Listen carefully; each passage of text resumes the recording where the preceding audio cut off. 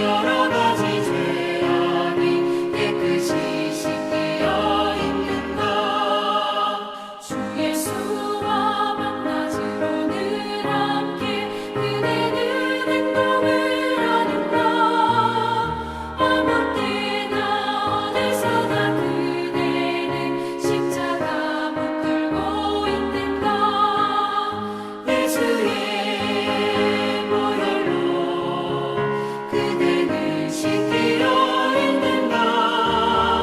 마음속에 여러 가지 죄악이 깨끗이 씻기어 있는가.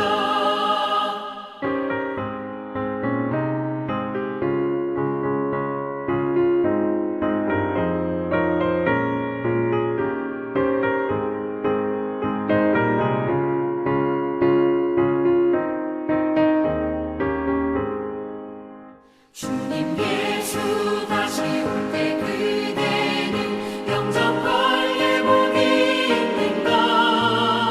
그대 몸은 거룩한 곳 천국에 들어갈 준비가 됐는가. 예수의 보혈로 그대는 씻기어 있는가. 마음속에 여러 가지 죄악이 깨끗이 씻기어 있는가. 모든 죄에 더러워진 예복을 주 앞에 지금 다 벗어서 샘물같이 솟아나는 보혈로 눈보다 더 희게 씻으라. 예수의 보혈로 그대는 씻기어 있는가. 마음속에 여러 가지 죄악이 깨끗이 씻기어 있는가. 아멘. 오늘 하나님이 우리에게 주시는 말씀은 마태복음 27장 57절에서 66절까지 말씀입니다. 다 찾으신 줄 알고 제가 하나님의 말씀 받들어 읽겠습니다. 여러분들도 같이 한번 읽어주시면 감사하겠습니다. 저 멀었을 때에 아리마대 부자 요셉이라는 사람이 왔으니 그도 예수의 제자라.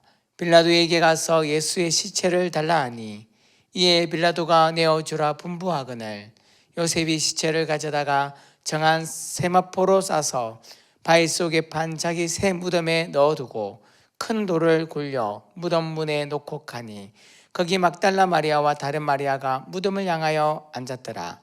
그 이튿날은 예비일 다음 날이라. 대제사장들과 바리새인들이 함께 빌라도에게 모여 가로되 주여 저 유혹하던 자가 살았을 때에 말하되 내가 사흘 후에 다시 살아나리란 것을 우리가 기억하노니 그러므로 분부하여 그 무덤을 사흘까지 굳게 지키게 하소서. 그의 제자들이 와서 시체를 도둑질하여 가고 백성들에게 말하되 그가 죽은 자 가운데서 살아났다 하면 후의 유혹이 전보다 더 될까 하나이다니. 빌라도가 가로되 너희에게 파수꾼이 있으니 가서 힘대로 굳게 하라 하거늘 저희가 파수꾼과 함께 가서 돌을 임봉하고 무덤을 굳게 하니라. 아멘. 할렐루야. 이 시간 하나님께서 은혜 주시기 원합니다. 오늘은 예수님께서 십자가에 못 박혀 돌아가신 다음 날입니다. 모든 것이 조용하고 정적이 흐르는 그런 날인 듯 합니다. 내일은 우리 예수님께서 죽음의 권세를 이기시고 십자가에서 죽으시고 부활하신 부활절이지요. 우리 그리스도인에게 있어서, 우리 기독교에 있어서 가장 큰 절기는 크리스마스가 아닙니다. 성탄절이 아니라 부활절입니다. 왜 우리 기독교에게, 우리 그리스도인에게 가장 큰 절기가 부활입니까? 우리 그리스도인에게 부활이 없으면, 우리에게 부활이 없다면 우리는 이 세상에서 가장 어리석은 자요, 가장 불쌍한 사람이기 때문입니다. 여러분, 우리 그리스도인에게 가장 중요한 것은 무엇인가 하면요, 부활입니다. 부활의 능력을 가지고 이 세상을 살아가는 것이지요. 그런데 오늘날 많은 그리스도인들의 삶 가운데는 이 부활의 능력을 상실한 채 살아가는 그런 그리스도인들이 많이 있습니다. 부활의 능력을 상실하고 살아가는 그리스도인, 그 사람들이 이 세상에서 가장 불쌍한 사람이라는 것이죠. 여러분, 우리가 이렇게 스스로 외치기 바랍니다. 부활의 능력이 나의 능력이다. 어떻게 외치라고요? 부활의 능력이 나의 능력이다. 예, 오늘 하루를 시작하면서 이렇게 시작하시기 바랍니다. 부활의 능력이 나의 능력이다. 예, 부활의 능력이 나의 능력, 우리 성도님의 능력이 되기를 기대합니다. 여러분, 우리 그리스도인들은 그런 부활의 능력으로 살아가야 합니다. 오늘 본문을 보면 예수님께서 십자가에 못 박혀 돌아가시고 난 다음에 일어난 사건을 기록하고 있습니다. 그런데 오늘 이 십자가의 사건, 예수님께서 십자가에 못 박혀 돌아가시기 위해서 그 골고다 언덕을 걸어가시는 그 걸음에, 그리고 십자가에 못 박혀 돌아가시고 무덤 속으로 들어가는 이 과정 속에 특이한 점이 있습니다. 그 특이한 점은 무엇인가 하면 예수님께서 가장 가까이에 두셨던 예수님의 12제자의 모습이 보이지 않는다는 거예요.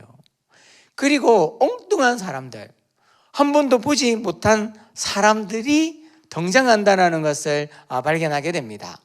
여러분, 예수님께서 그 고난의 십자가를 지고 골고다 언덕을 올라가실 때에 그 예수님의 십자가의 짐을 덜어준 사람이 베드로가 아니었죠. 요한이 아니었어요. 다른 제자들이 아니었어요. 누가 그 예수님의 고통을 들어주었습니까? 누구였습니까? 구레네 사람 시몬. 엉뚱한, 성경에서 처음 등장하는 그런 구레네 사람 시몬이라는 사람이요, 예수님의 그 십자가의 고통을 덜어줍니다. 하나님 입장에서는 얼마나 고마운 사람입니까? 그런데 그 고통을 예수님의 12제자가 아니라 엉뚱한 구레네 사람 시몬이 덜어주었다는 것입니다. 오늘 본문도 마찬가지입니다. 예수님께서 십자가에 못 박혀 돌아가시고 난 다음에 예수님의 12명의 제자들이 그 다음에 예수님 곁에서 어떤 일을 진행한 것이 아니에요. 엉뚱한 사람들이 등장하고 있습니다. 오늘 보면 17절에서 61절까지 말씀 제가 한번 읽어볼 테니까 한번 잘 들어보십시오. 저물었을 때에 아리마대 부자 요셉이라 하는 사람이 왔으니 그도 예수의 제자라. 빌라도에게 가서 예수의 시체를 달라 하니 이에 빌라도가 내어주라 분부하거늘 요셉이 그 시체를 가져다가 정한 세모포로 싸서 바위 속에 반차기 새 무덤에 넣어두고 큰 돌을 굴려 무덤 문에 놓고 가니 거기 막달라 마리아와 다른 마리아가 무덤을 향하여 앉았더라. 여러분, 오늘 예수님이 돌아가시고 난 다음에 그 곁을, 그 예수님의 시체를 지키고 무덤 속으로, 그리고 그 무덤 속에 앉았던 그 사람들이 예수님의 제자들이 한 명도 없습니다. 누가 있습니까? 아리마대 사람 요셉. 이 사람이 그 시체를 달라고 했다라는 것은요, 그냥 달라고 했던 게 아니에요. 아리마대 요셉의 전 재산을 가지고 가서 이 재산을, 이 돈을 줄 테니 예수님의 시체를 줄 수 없겠냐. 그래서 예수님의 시체를 사온 거예요. 그리고 자기가 죽어서 들어가려고 마련했던 자기의 무덤을 예수님께 그대로 내어드립니다. 그리고 그 곁에 앉아 있는 사람은 마리아와 막달라 마리아예요. 내가 예수님 곁을 끝까지 지키겠습니다. 공장담했던 베드로는 없어요. 우리가 생각했던 12명의 제자는 다 예수님 곁을 떠나 있습니다. 여러분, 오늘 우리 이 본문을 통해서 무엇을 깨달을 수 있을까요? 사도 바울이 무엇을 고백합니까? 무엇을 우리에게 하나님의 말씀으로 가르치고 있습니까? 선줄로 생각하는 자는 넘어질까 조심하라. 선줄로 생각하는 자는 넘어질까 조심하라. 우리가 하나님을 오래 믿었다고, 우리가 주일 예배, 모든 예배, 새벽 예배, 어떤 예배도 빠지지 않고 또 온라인을 통해서 듣고 있다고 나의 신앙이 하나님 앞에서 온전하게 서는 것이 아니에요.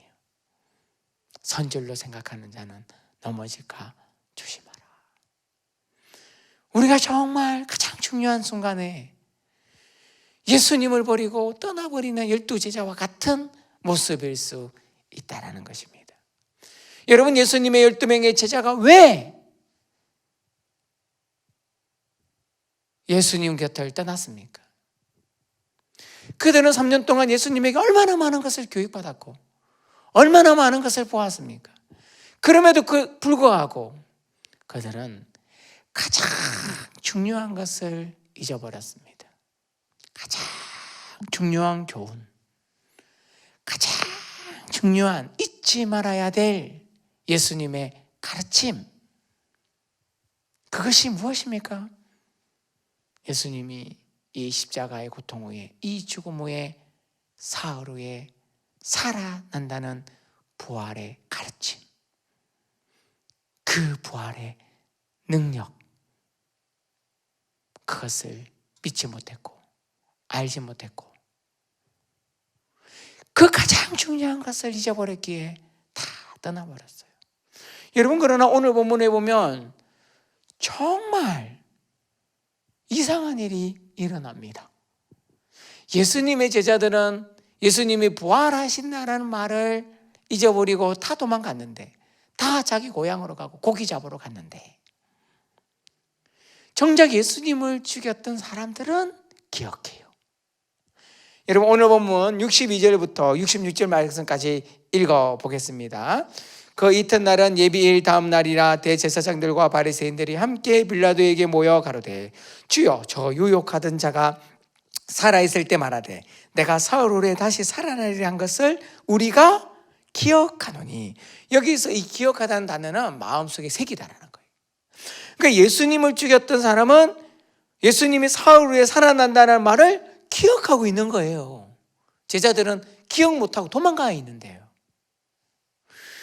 그러면서 이렇게 이야기하죠. 그러므로 분부하여 그 무덤을 사흘까지 굳게 지키게 하소서. 그의 제자들이 와서 시체를 도둑질하여 가고 백성들에게 말하되 그가 죽은 자 가운데서 살아났다 하면 후에 유혹이 전보다 더 될까 하나이다 하니, 빌라도가 가로되 너희에게 파수꾼이 있으니 가서 힘대로 굳게 하라 그날 저희가 파수꾼과 함께 가서 돌을 임봉하고 무덤을 굳게 하니라. 바리새인과 서기관과 예수님을 죽였던 사람들은 예수님의 그 말씀을 기억했어요. 부활한다, 살아난다. 그런데 그들은 그 부활이 어디서부터 일어난다고 생각했어요? 무덤 밖에서부터.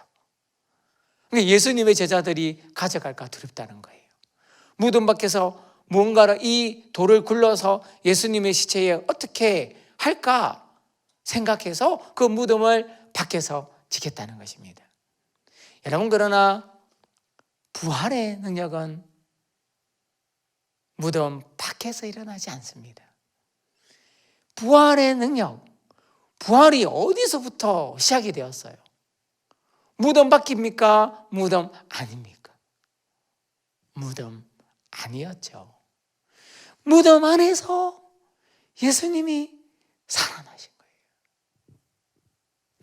여러분, 우리의 부활의 능력은 어디로부터 시작되는지 아십니까? 왜 많은 그리스도인들이 예수님을 믿으면서도 부활의 능력 없이 불쌍하게 어리석게 살아가고 있는 것입니까? 그 부활의 능력이 내 바깥에서 일어난다고 생각하기 때문이에요. 무덤 밖에서 일어난다고 생각하기 때문이에요. 내가 예수님을 믿고 나고, 내가 열심히 예배드리고 나고, 내가 말씀 보고 나고, 내가 막 기도하고 나면 내 환경이 달라질 거야. 내 주변이 달라질 거야. 내 남편이 바뀔 거야. 내 자녀가 바뀔 거야. 무덤 밖에서, 내 밖에서 변화가 일어난다고 생각해요. 여러분, 그러나 그런 그리스도인들은 이런 바리새인과 서기관들처럼, 유대인들처럼 오히려 그 무덤으로 오려고 했던, 예수님의 부활을 기대했던 사람들을 방해하는 사람들이 되는 거예요. 여러분, 우리의 부활의 능력이 어디로부터 시작이 됩니까? 우리의 부활의 능력은 내 안에서부터 시작됩니다. 무덤 안에서부터 시작해요. 무덤은 무엇입니까? 죽음이에요. 내가 무덤 안에서 죽음으로부터 시작합니다. 부활은 죽음이 없으면 부활이라는 단어가 생겨나지 않아요. 부활이라는 단어 속에는 죽음이 반드시 있는 것이죠. 그래서 내가 죽어야 내가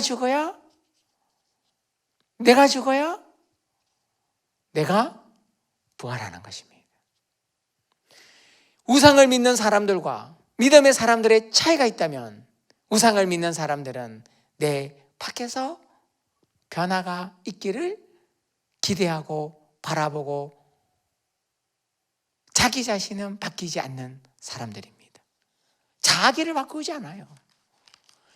우상을 믿는 사람은 그들이 우상에게 나를 바꿔주세요 이렇게 하지 않습니다.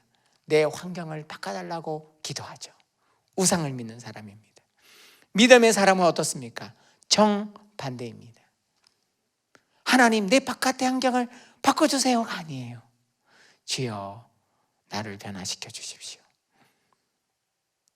우리의 변화가 어디로부터 시작합니까? 부활의 능력. 그 부활의 능력의 시작점이 무엇입니까? 내가 죽는 것으로부터 시작합니다. 내가 죽어야 나로부터 나의 가족이 변화되고 나의 환경이 바뀌고 우리의 교회, 우리의 사회, 우리의 직장이 바뀌게 되는 것입니다. 여러분 직장이 바뀌기를 원하시죠? 이 사회가 좀 바뀌었으면 좋겠죠? 교회가 좀 바뀌었으면 좋겠죠? 여러분, 그러나 그런 마음으로 자기 자신을 바꾸려 가지 않는다면 여러분이 생각하는 그런 세상, 그런 직장, 그런 학교, 그런 교회는 결코 여러분들이 볼 수 없을 것입니다.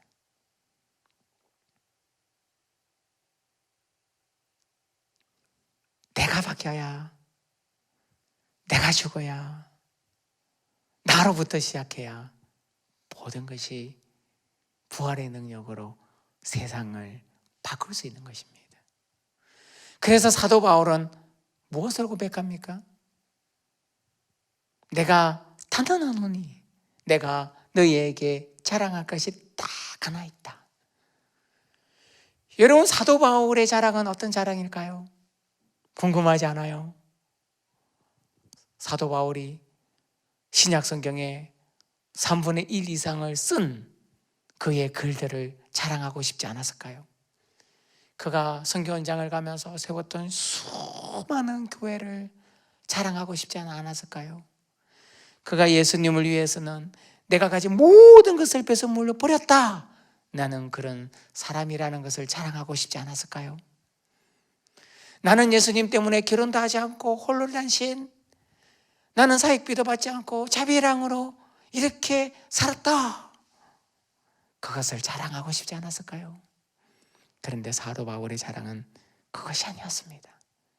그의 유일한 자랑, 딱 하나의 자랑. 나는 날마다 죽노라. 나는 날마다 죽노라. 그것이 사도 바울의 자랑이었어요. 여러분, 이것이 어떻게 자랑이 됩니까? 이유는 한 가지죠. 이 죽음으로 내가 부활의 능력으로 매일매일을 하루하루를 새롭게 살아날 수 있었기 때문입니다. 오늘 부활을 기다리는 이 토요일, 주님의 부활의 능력이 내게 있기를 기대하며 오늘 하루 나를 먼저 죽여서, 우리도 사도 바울처럼 하나님, 오늘 하루 내가 죽었습니다. 내가 이것을 자랑하고 싶습니다. 이제 내가 부활의 능력으로 내일을 살 수 있습니다. 오늘을 살아갈 것입니다. 그것을 자랑하는 성도님들 되기를 축복합니다. 기도하겠습니다. 하나님 아버지, 감사합니다. 이 토요일 아침 우리가 주님의 말씀을 듣습니다. 하나님의 말씀대로 우리가 나를 죽여 오늘 하루 부활의 능력으로 새롭게 살아갈 수 있는, 부활의 능력이 나의 능력이 되는 삶을 살아갈 수 있도록 인도하여 주시옵소서. 우리 주 예수 그리스도의 이름으로 기도하옵나이다. 아멘.